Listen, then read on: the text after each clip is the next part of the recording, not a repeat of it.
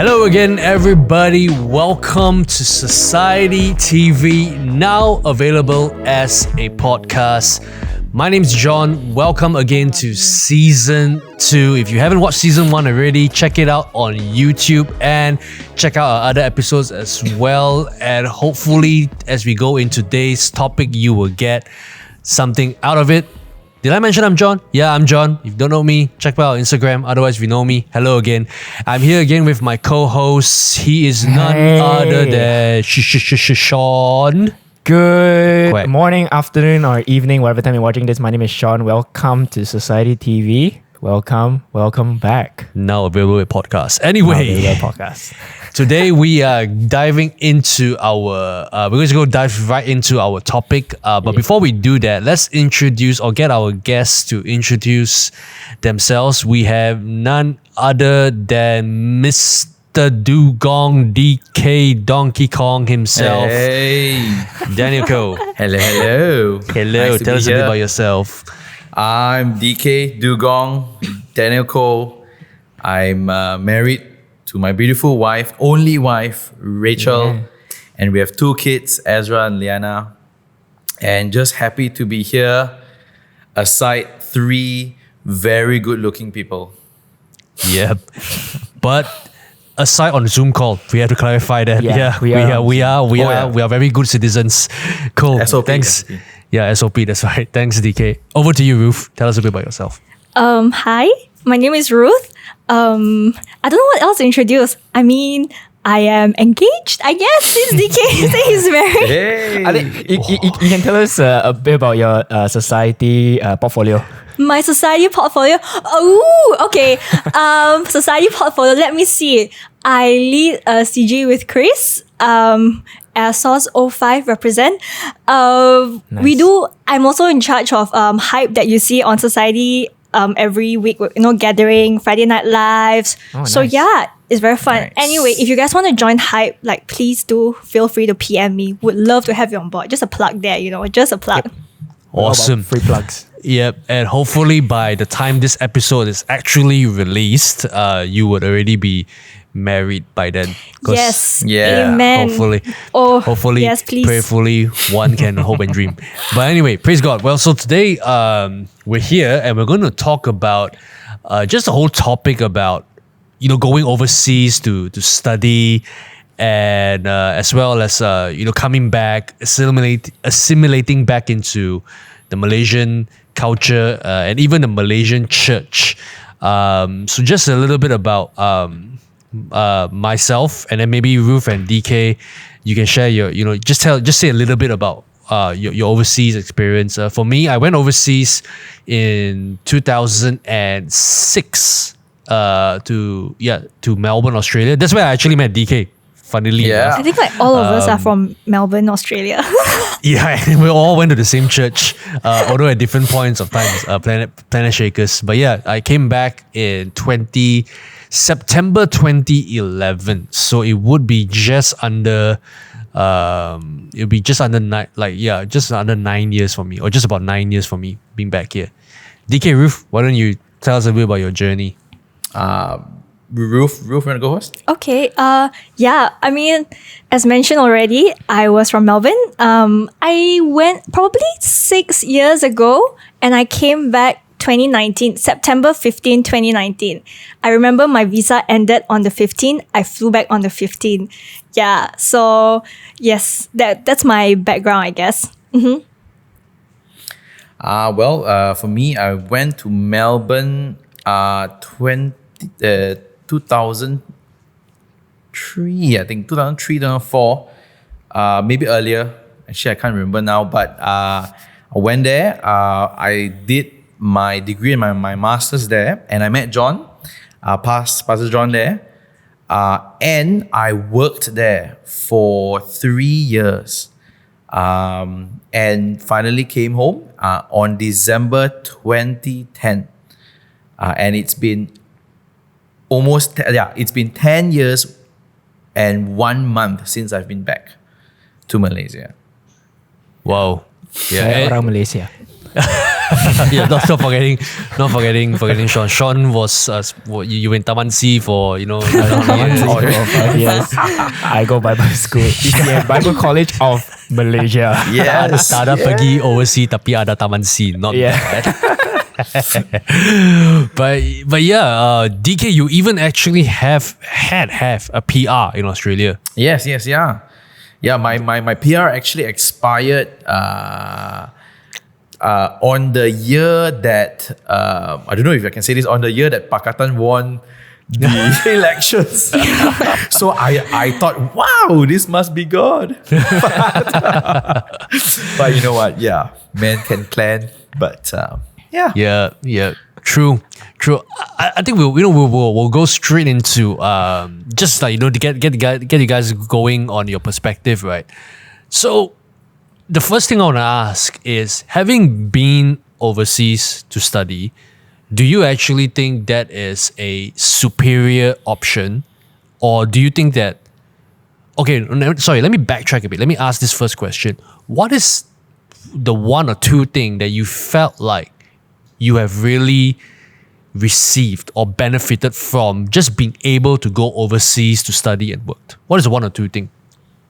Do you feel like it broadened your horizons, or you have a better perspective, or just being independent? I think if I were to say, maybe I'll start off. For me, the one thing that I felt I really benefited from living overseas was I actually had a taste of what it is to live independently. Because when I was growing up, you really, everything was done for you. You cooked for you, your laundry is done for you and everything.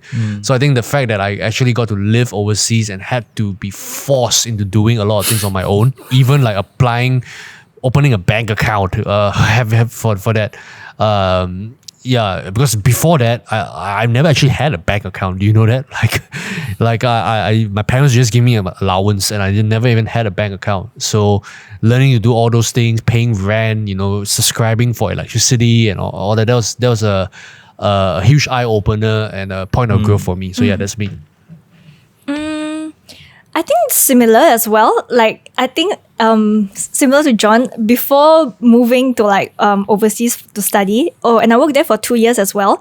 So I didn't have a bank account either. And then you need to go open your bank account, and then you want to get your phone settled. But then at the same time, when I still remember this very clearly, when I went to register for my phone, they asked, you need a bank account. So I remember on that day when I landed, I was running back and forth from the phone shop to the bank, trying to get both parties settled and everything, because you needed one and both at the same time.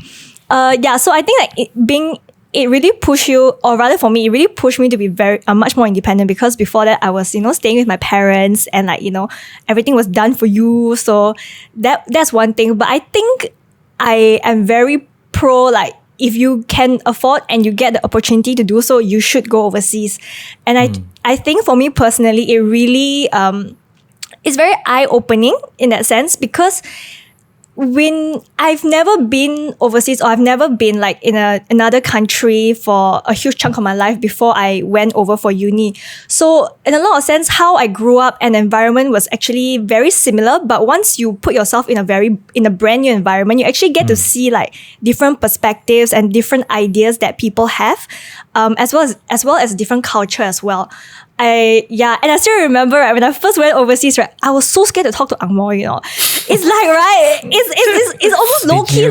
Did you try the accent? No, I didn't try the accent, because I just I'm not going to embarrass myself and be one of those people that try to fake an accent kind of thing, I've been there for 5 years, I still don't have an accent. Hey, come on.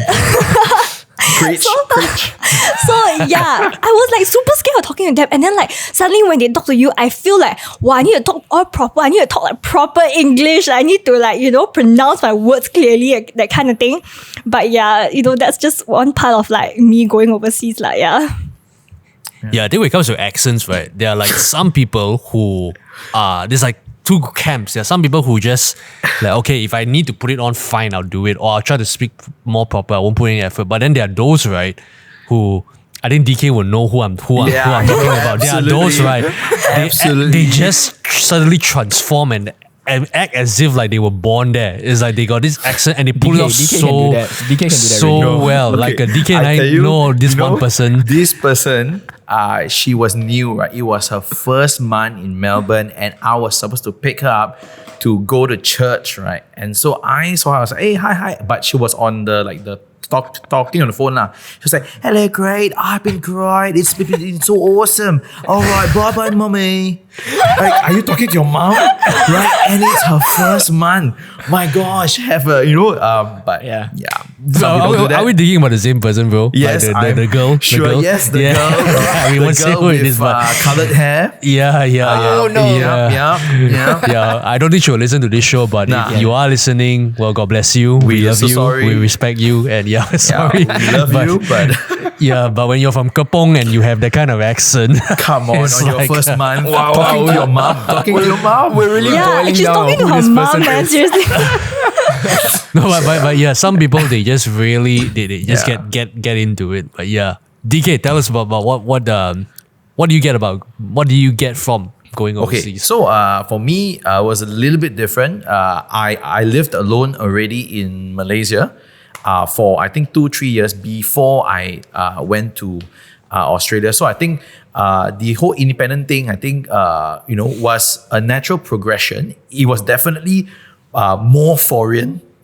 Things were more different. But I was also really blessed because in a way, I also was always scared to talk to Ang Mo one, because like your face get like a bit like stressed, like Yeah. hello, I am Daniel and I'm from Malaysia. And you absolutely have to kind of like tweak and all that. But I was blessed because I was actually my first place I stayed, my housemate were a bunch of like Australian guys. And then after that, my good friend, my first good friend, and I used to tell my mom, I have one white friend now, right? And I don't know if you're listening to this, Brody, but he was my only friend.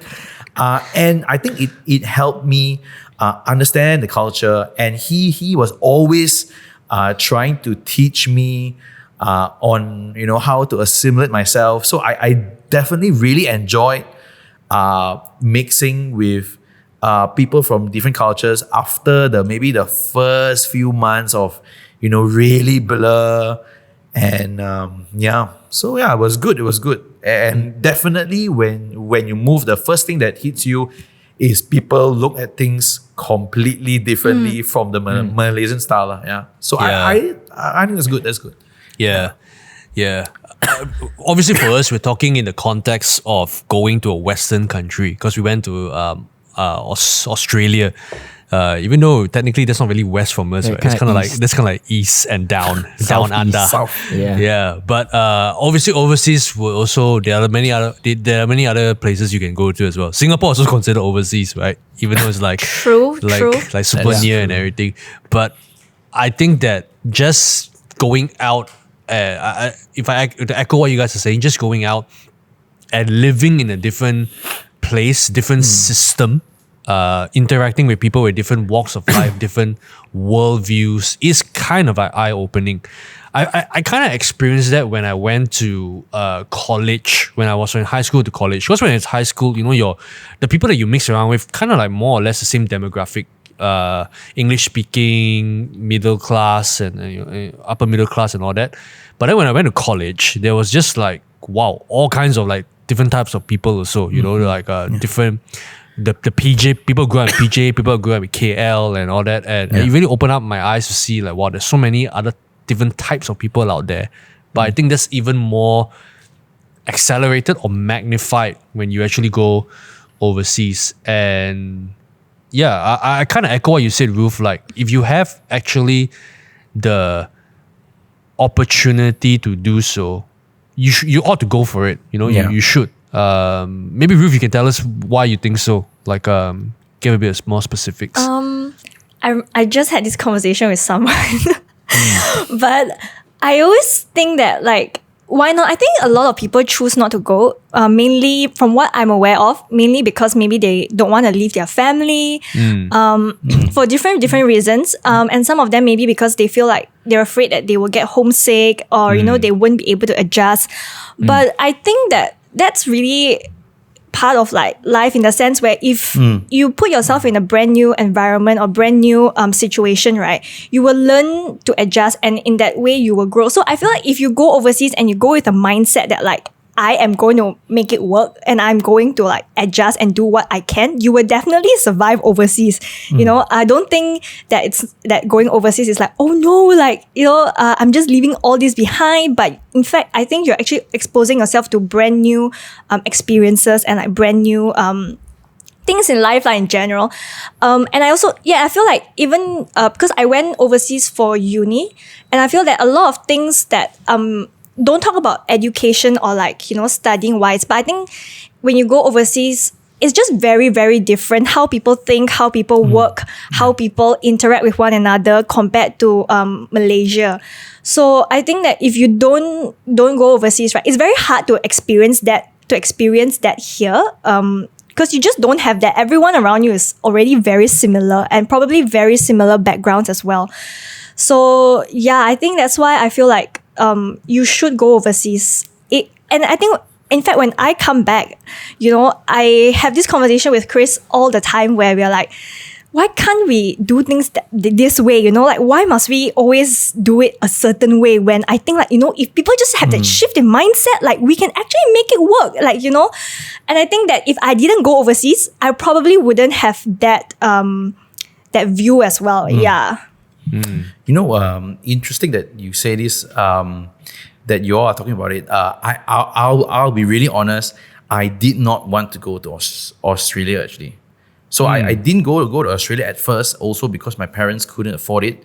But after that, after a few things happened and my parents could finally afford it, I actually fought against it because at that time, and I think I hope this speaks to some of you all here who are listening to this also. I felt like I was born Malaysian for purpose, and I'm gonna stay here and serve this country till I die. And I think call it the semangatness of a young man, right? But I think because I was also locked into a home church, SIBKL, so all I knew was this, and I was like, why do I need to go when I can serve here? And I think God was very clear. God spoke to me, and I finally said yes. And I must say that by having that switch of mindset, I have no regrets actually. So those of you who are wrestling with that, coming out of your comfort zone, like feeling like if I go, I don't stay in Malaysia and I'm not, like good Malaysian. No, I think that's not. I would say that's not the whole perspective, lah. That you should have. Yeah, it's funny because like, maybe because we sometimes project our own selves or own preferences onto others, but I've never actually thought that people would be reluctant to go. I thought that, if anybody had the opportunity, they would jump at the chance because maybe for me, because when I was about 17 or 18, I wasn't really connected to a strong church. I didn't really have a lot going for me here, so to speak. And I was in a relationship with a girl who was going overseas. So for me, it's like a goal. Yeah. So for me, it was like, I want to go overseas. I can't wait to get out of here. That kind of thing. But I also wanna then, but having said that, going overseas, yes, I feel like I wouldn't be half the person that I am today if I had not had again availed myself for God to move when I was overseas, not just in like a church setting, but just in a maturity setting, growing and understanding and having a different perspective and all that. But then I want to ask you guys this, because inevitably, not everyone has the opportunity to actually go overseas because it is expensive. Yeah. It is going to cost money. So if someone, so let me ask you this. If someone who goes overseas, is someone who goes overseas to study definitely better than like a local graduate? Is an overseas graduate definitely better than a local graduate? Or if I can't go overseas and all that, does that mean that I'm going to lose out? I'm going to miss out? I don't know. What do you guys think? No. I mean, okay. Yeah. Like okay. I actually, if I had the chance to actually go, if I had the chance to actually go overseas, I actually would have. But I kind of like DK, I didn't really have any desire to like move, or maybe it just wasn't an option in my mind at all. Overseas, like, I don't know if it's just how I was brought up, but I never thought overseas was better. Yeah. Or, exactly. People look at, I don't know. I don't know. My mother didn't tell me last time. Like, Mother didn't tell me. like really, or my father didn't tell me like, hey, actually you should study really hard. They get a scholarship, then after you get a scholarship, then maybe you can go overseas study. Nothing like that. Because my mom, right, she's the type. I think kind of opposite. To your mom, DK. My mom is the type that, if my children don't go overseas, I'm very happy. I get to see them every day. So that was the type of family I was brought up in. My mom, nobody was like forcing me out, and I didn't really have like family members going overseas. So the environment I was brought in, it was not very it wasn't very competitive also. You know how people like, my daughter go US, my son go I don't know, wherever, like Australia. So I wasn't brought up in that environment.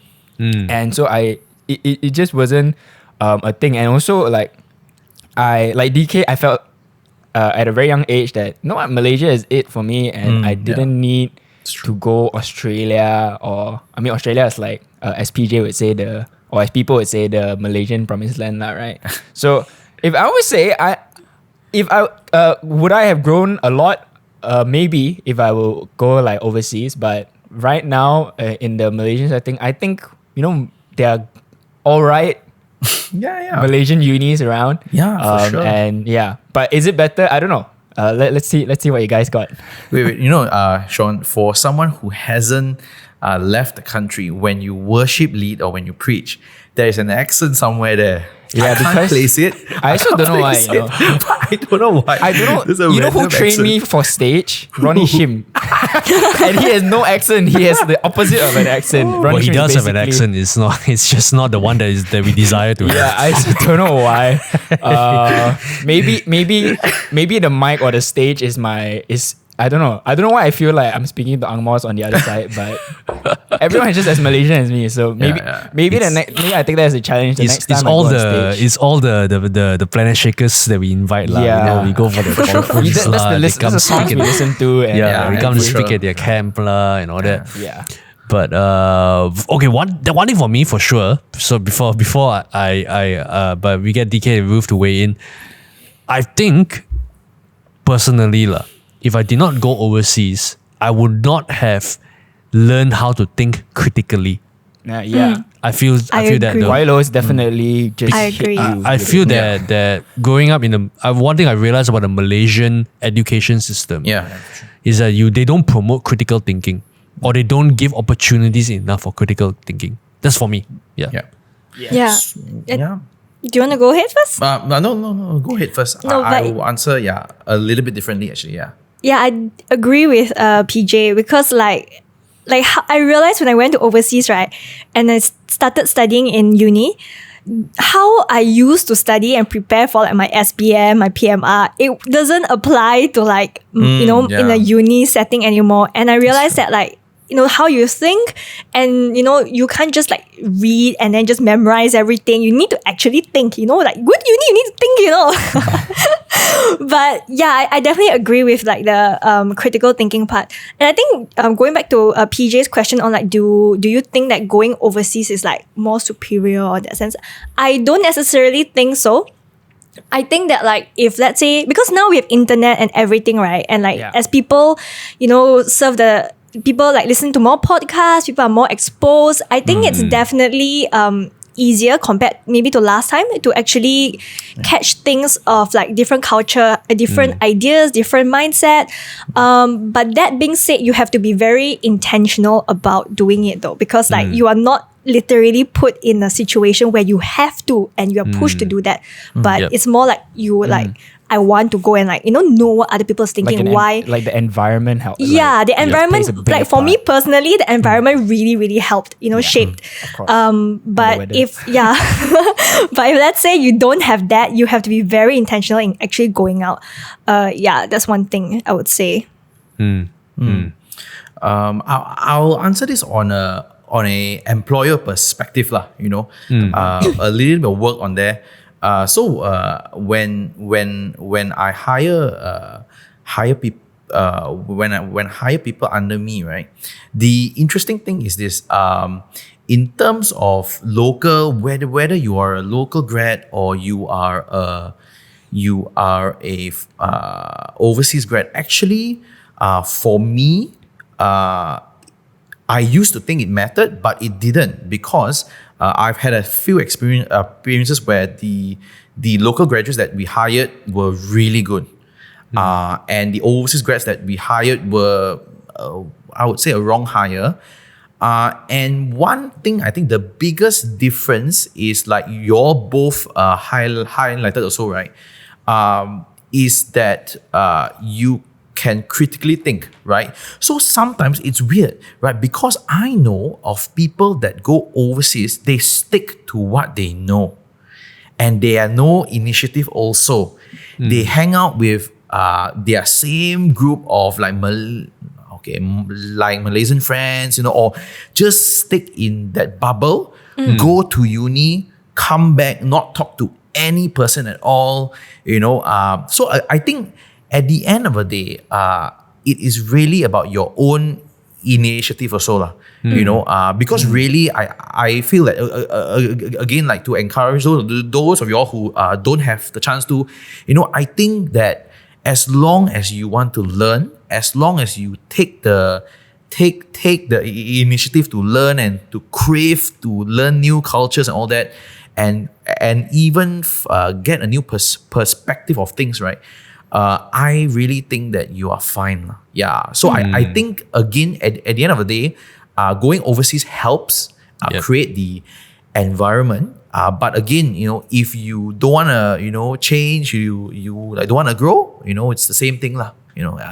Yeah. It's all about not staying in our comfort zone lah. I think, that's right. We've heard this saying before, right? There's no growth in the comfort zone and no comfort in the growth zone. Where we have to really put ourselves out there and it's true, because you can go to overseas, especially like in our context like Australia, where you can really just stick to what you know, because there are heaps of Malaysians there. There are Malaysian restaurants there. There are Malaysian societies there. There are Malaysian churches there. So it's like so you can just stick to really literally what you know, unless you go to like some place where nobody really goes, I don't know what, like Russia or something, I don't know, Ukraine. I don't know, like when to go to study and force yourself to be in that kind of environment. And it's so true. I think some people they it's about the hunger. How do you want to, how much you want to grow? How much do you want to, or how humble you are also? Because I think some people, right, they are still living on the fact that I used to graduate from such and such university, and that was like 10 years ago. But the truth is, if you don't even upskill or upgrade yourself in that 10 years since you graduated, no point also lah, So actually on that, like DK, you brought that up of wanting to learn. Like what was the, like for all that has gone overseas, what was the mindset, or what was what prepared you to go overseas? Like, were you going in there like DK, you're reluctant? Were you going there like, I don't want to go, I'm just gonna live this out and then I'll come back? Or like those that were excited, were you like, oh my gosh, I'm gonna go there, I'm gonna meet new friends, have new people, new community? Or like, what was the mindset you went with? I'm ashamed to say that when I first went there, my first year, I was like, no one's gonna take the Malaysian out of me. Saya anak Malaysia, I'm gonna be, like I'm gonna come back in 1 year. Give me 1 year, I'll come back. I wouldn't like it there. Right? And that was exactly the mentality I went with. And God broke me. God broke me. God smashed every preconceived notions I had. God smashed everything I thought I knew in that box of what a good kingdom-minded person is. And God just smashed that. And a lot of it had to do with actually church, right? I loved the church that I had the chance to be in there, where I remembered one of my leaders always telling me, right, that, Dan, I don't want you to stay in Australia a second too long, but I don't want you to leave Australia a second too early. Yeah, I think that's what he said. What he was saying that if you're here, dude, grow, right? Hunger, learn, and be rooted here. Be rooted in Australia, right? Don't forget about Malaysia first, right? You are put here for such a time as this, right? To learn, to grow, and then when you are ready, God will send you back ready, right? So I think I was blessed, but I really started off going with a wrong idea, absolutely hands folded. Australia can't teach me anything. All this, really, all the white people can't teach me anything. Really, I had this mentality of no, we are Malaysian, we are always better. No, can one Malaysia boleh. But again, right, God broke that, and God revealed to that it was more of my pride, right, than any nation pride or anything lah. So it was good. Yeah. And now you're going to Dubai. Yeah, I'm going to Dubai. I'm going to Dubai. Oh, wow. Right? So talk about different seasons lah, so again, even going back to this whole, would I go overseas? Should I go overseas? Look, God brings you on seasons, right? No one, you can't put, I have to be here 5 years. I have to be here 3 years, 1 year. When God wants to bring you somewhere, go, right? If there are open doors and you feel at peace, go, right? If it's a wrong decision, come back, right? But I feel that at the end of the day, we have to be good stewards with the cards, that the cards that we have been dealt with. Yeah. It's about writing on what you said is about maximizing the season that you are in, because sometimes it seems very clear. I'm going to be there for 3-4 years because that's how long the course of the duration of my course is. But you may end up finding a job there, or you may end up finding a partner there, and you settle down there. You won't know, right? Yeah. But we really don't know what lies ahead, because I think DK, for you 10 years ago when you came back, I don't think you ever thought about moving to this place called Dubai. No, man. No. Probably not even on your radar, right? So it's really about maximizing your season that you're in, making full use of it. But this is just another encouragement. I think that actually the best time to experience an overseas culture or whatever is when you're studying. When you're a student, when you get the opportunity to go, that's as good as it gets sometimes, because as you get older, it's not so easy to move.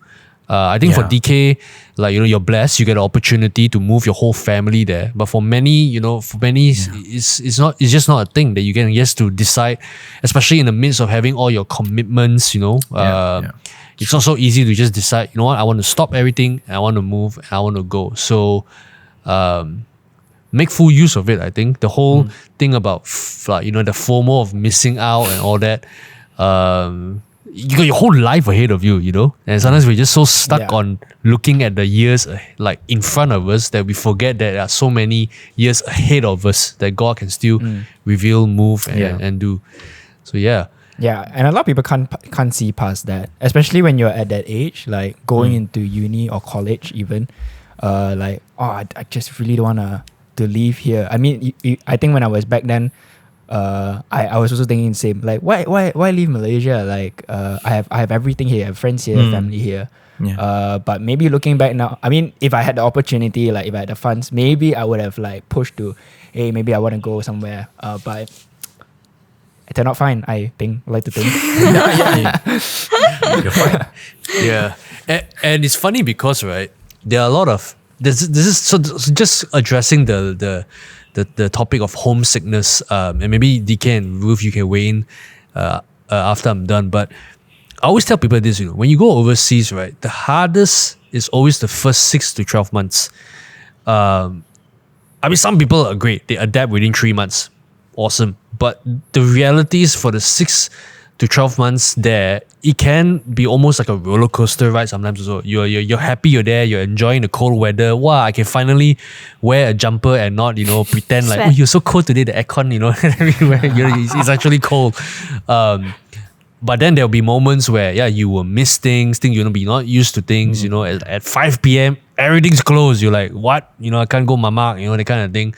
But it takes time to adjust. And I feel that, and to be really honest with you, this is really a trend that I see amongst the students that I talk to and all that. So predictable. Yeah, first 3 to 6 months, they'll be texting, they'll be talking, say, miss Malaysia lah. You want to come back lah, everything. After 12 to 18 months, suddenly Malaysia bad lah. Drivers are so rude lah. So I'm backwards lah here. I want to stay here and that kind of thing. So it's so predictable. I was also like that. I really when I was there after a year or two, every time I came into Malaysia, I'll be so critical. Why like that? Why like that? So I think give it time. The homesickness of that is normal, but you really take 6 to 12 months to adjust. That's for me lah, on the whole homesickness thing. Yeah. I actually didn't get homesick. I think I'm one of the really odd ones. I was just thinking about it. I think the only time I got homesick was just this one particular day where it was during winter, and it was my first month in Melbourne.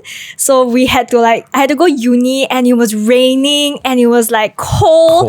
And then I had to walk to uni. That was the only time I felt oh my gosh, why did I come to Melbourne? It's so cold. And I know, whereas when you're in Malaysia, you get to sit in a car, and all that kind of thing. So that was the only time I felt homesick, to be very honest. But I think because before I went to Melbourne, I already had I'm leaving. And I was just in a place of mind where it was I have to do everything I can to adapt. So I didn't really think about home that much. Obviously sometimes you will miss your family and all, but also at the same time it didn't feel like oh wow, I know of people who get super homesick and they just stay at home and just wallow in their homesickness and don't do anything kind of thing. But I was never that kind of person lah. But yeah, so at least that was for me in terms of being homesick. Yeah, I don't know how about you. I think DK would probably be you already say semangat Malaysia, you don't want to come home after 1 year. Interestingly, even though I was semangat Malaysia, but I didn't feel homesick because at the time, my home wasn't really in Malaysia, as in my parents and my family. And my brother is Australian anyway. Oh, okay. So he's an Australian citizen. He was actually born there. So I went to stay with my brother also, and he was the closest person I was to the family also. So I really didn't feel homesick at all. Crazy enough, I felt homesick when I came back. So you were missing Australia, is it? Missing Australia. Yeah. That happens. I'm sure all three of y'all, I spent 1 year, December 2010 to December 2011, literally did I hear from God correctly? What is wrong with me? But again. Yes, I get you. I still remember last year, it was 2019 Christmas. Christmas Eve, right? Chris and I, we were on the way for a Christmas Eve dinner with family. I still remember in a car, all of a sudden, out of nowhere, I started crying, and then Chris was like, oh my gosh, what is happening? And I was like, I miss Melbourne, I miss my friends, because I just came back at that point in time. So I was still trying to adjust, trying to get to know people and all of that. So I suddenly just broke down in the car crying. Oh my gosh, why? Not why did I come back, but just more of oh my god, I miss Melbourne so much. I miss all my friends, John, did you feel more homesick going or coming back? Let me try to recall. Going, I know was tough because when I went there, it was I went for a July intake, so it was winter in Australia. Okay. So the weather did not help. Like Same. like the sun, because it was so, because like in Melbourne when it's winter, Dark, it rains a lot. So like I think there were some days where I barely saw the sun, because like when you wake up, it's cloudy. And then the sun sets at like 5 or 4:30. So it's like there's barely any sun. So I think there was one point, it was wet. So there's one point of time, I think it's more the cold and the environment that got to me. But after a while, like I said, it's about adjustment. I adjusted after 6 months to 12 months, kind of got used to it and kind of got, it was okay. When I was coming back, I think it was very different because for me, I had a clear sense and purpose that I am meant to come back. I'm meant to come back. So I already like made peace that I would let go of most of like any possibility or attachment to.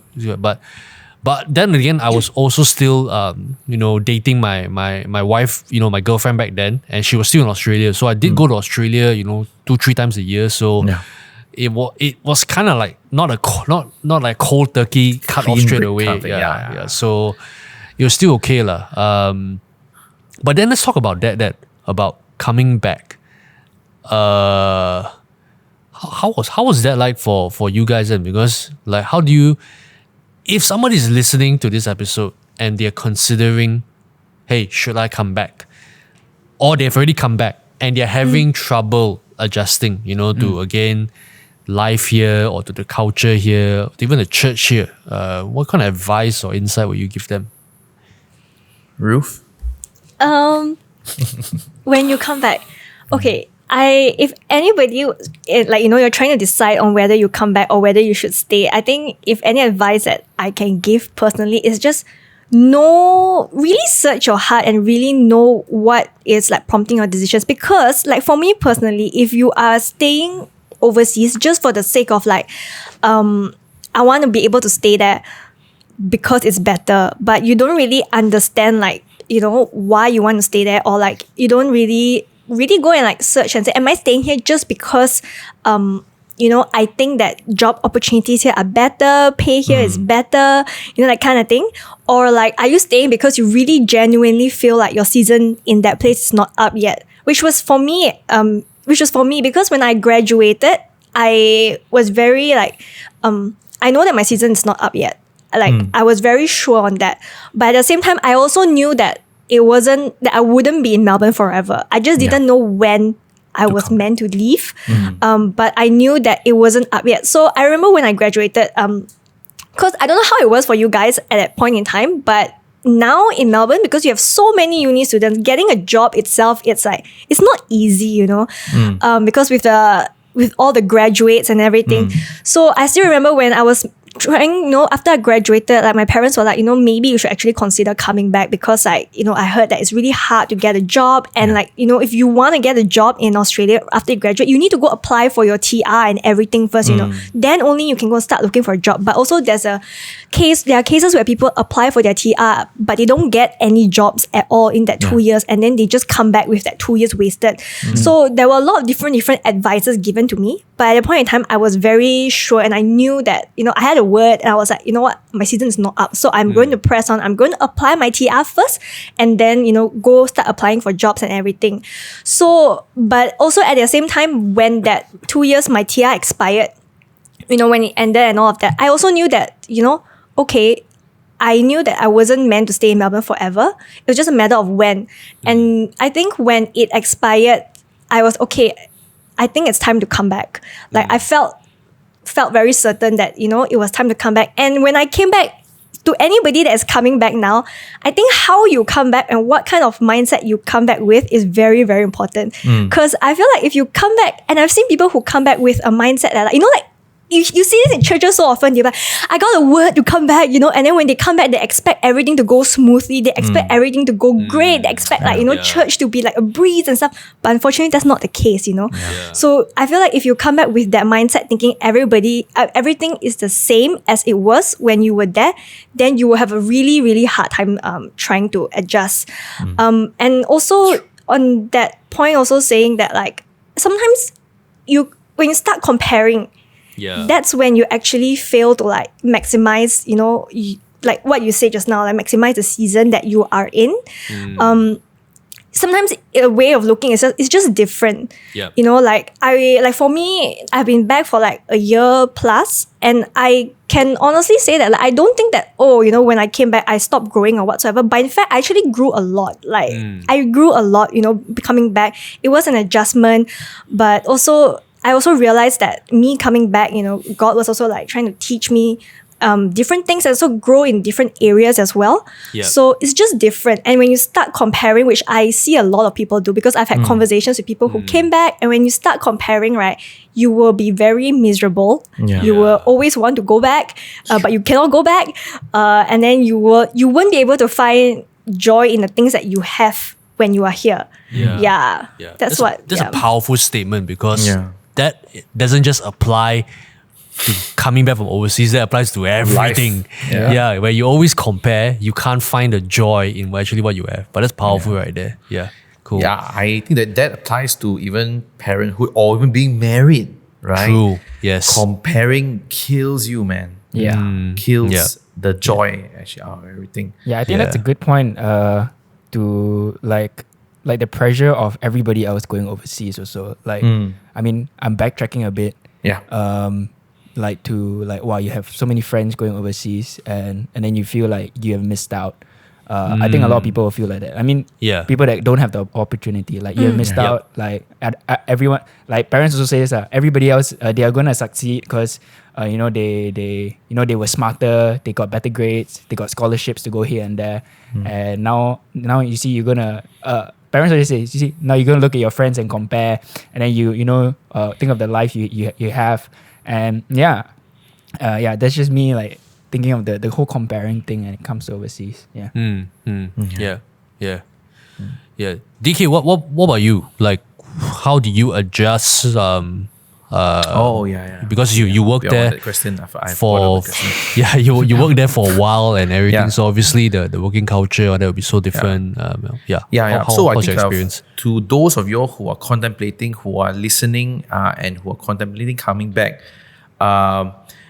my case, I think it's on a case-to-case basis. Is no one size fits all. But my case, similar to Pastor John, I really felt very clear. The time was to come back, and I think at the time, my leaders already knew from the start that saya anak Malaysia. I will go home on one day, right? But I can remember it was so clear that God spoke to me. It was after Planet Shakers event, and then I just shared with my pastor, hey, I'm going home December 2010, and he has always said no, not yet, no, not yet. And it was the first time he looked at me and he cried. He had tears in his eyes and says, yes, that's the time, right? And but God was really clear. Now, however, it was still very tough.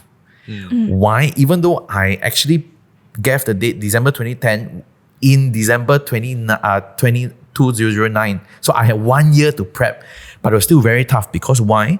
I had every legal right to stay. I had an existing permanent resident. At that time, I got my job during the global financial crisis with National Bank, right? In the investment team. How? That's another story in itself, right? But all my master's classmates were driving cabs, were working in Nando's, so it didn't make sense. So when I made that decision, my boss, his jaw dropped on the floor. He was like, what the heck are you doing? And so, like Ruth shared, right, the noise will come, right? All this advice, oh my gosh, you gotta be blah, blah, blah, blah. Are you crazy? Look at Malaysia. Why are you taking a pay cut? You're going to take a pay cut once you're in Malaysia. It's bad working culture. And again, I think it all comes down to, is your season over, right? Yeah. Is your season over? And Yeah. you have to be clear because I have friends who quit their jobs and actually came back with me, right? And their season here, they struggled and then they actually went back, right? So again, just to encourage you, right, that you just have to be sure and be practical about it, right? So if you have a PR there and you have a chance to work there and you don't feel a strong calling back, my advice to you, don't quote me, stay. Work, earn, learn, grow, right? But that's why. But if you feel called to come back, you come back. But if you don't feel anything, you're like not sure, stay, earn, learn, grow, right? So this seems to be a bit like but really, if on the practicality side, stay, learn, grow, right? Unless you're called back. So you have to be called back because you really need to be called back because I will tell you that coming back, like Ruth said, John said, it is not going to be a bed of roses, right? Yeah. The culture here is different. You have been away, and for a lot of you, when you come back, your independence is retracted. You are coming back to your parents' house. You're going to stay in your parents' house, right? Things are different. They cook differently. You used to put every thing into one pot. Now your parents cook real food, right? So so all these things, but it does matter. It will make him crazy one, right? Be sure and be practical about it. Like every time when you think about whether should I come back, think practical, but also committed to God, right? Yeah. God speak. Yeah. That's so important to also recognize, right? That when God calls you, it doesn't mean He will line everything up perfectly for you. And I think sometimes when we feel that when God says something or speaks something, it means that everything else must be like smooth sailing already. But that's so not the case. I mean, if you look at the Bible, when Abraham was called out of a land, like out to a land that the Lord didn't even say, here, the Lord said, I will show you. Can you imagine? It's like you get on a plane and you don't even know where you're going. It's like, right? And Abraham was leaving all that he knew, his comfort. And he struggled because he went through, he went through from place to place, got messy with the whole Sarah and Hagar and Ishmael situation. We know the story of Abraham. And I think it's even the same for like, when people were called, like David, when he was called to be a king, but he started as a shepherd, and how do you see from the field to the palace? Like you can't even make a connection. Joseph, even from the pit to the palace, how do you see the connection? So it's like, really when God calls us, it doesn't actually mean that things will go well. And I think for DK, what I get from your story is that sometimes God will call us out even from rosy situations. Yeah. And we have to be so clear. And obedient. Because I think if I can weigh in, like, I think DK, if you actually allow those circumstances to, like the so-called good things to hold you back, you will miss out a whole lot of God things. You will not have gotten married to Rachel. Yes. Yeah. You will not have even gotten this incredible opportunity to Dubai. Like, so like I always tell my wife, right? I came back. God called me. If God called me for anything, right, just to come back to meet you and have two beautiful kids, right? It's really, God is so good, right? God is so good. No, but at the time when I came back, it didn't seem like God has a great plan, right? But God's so good. Yeah. Wow. I feel that ultimately it's again, I can't think of anything better to say, but it's just to make full use of every opportunity, and just to be grateful, and not compare. If I would take home anything, is to not compare, because other people will have.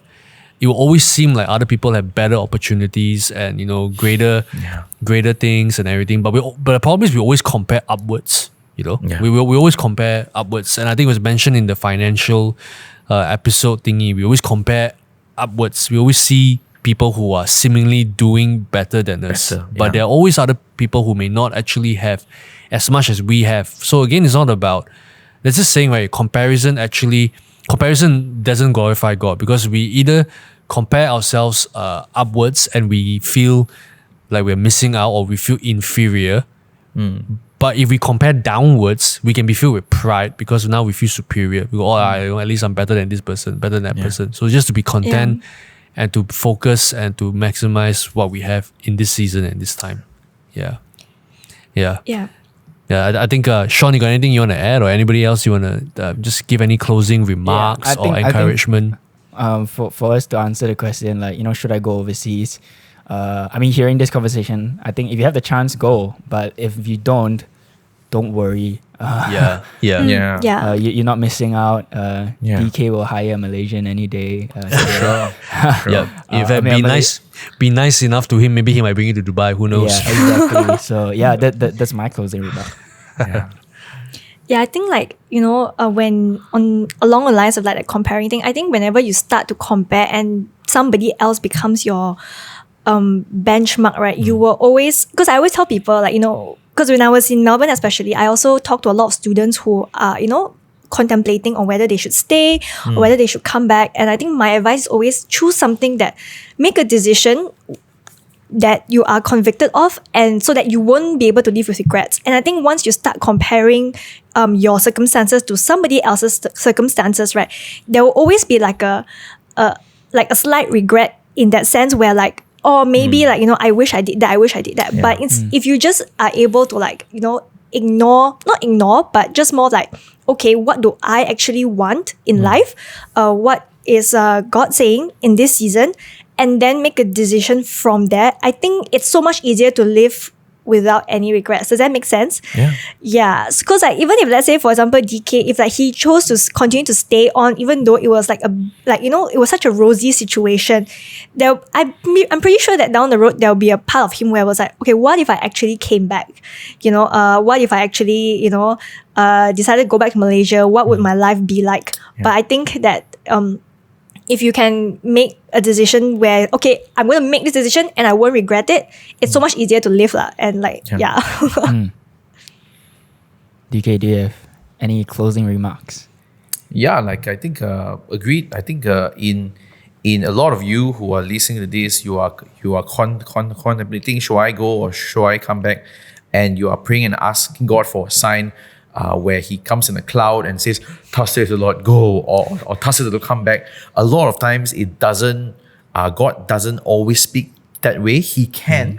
But a lot of times is the practicalities, is your conviction, and is you being a good steward to what God has blessed you with. Yeah. And there's this saying, right? The grass is not greener on the other side. The grass is greener wherever you water it. So it's again just maximizing, making full use of it. And but that was great. Really enjoyed talking about this. I think it's very, very insightful, and I'm sure somebody, and I'm sure many buddies out there will be blessed by what you shared today. But thanks so much, DK and Ruth, for your time and for just your insight and knowledge. And of course, I think that's all from us today. Thank you for tuning in to Society TV, now available with podcasts. We hope that this blessed you. Like, share, subscribe, and stay tuned for more episodes. Hopefully the non-quarantine edition, but otherwise, keep in touch. We'll see you again soon. God bless you. We're signing off. See you all. Bye-bye. Take care.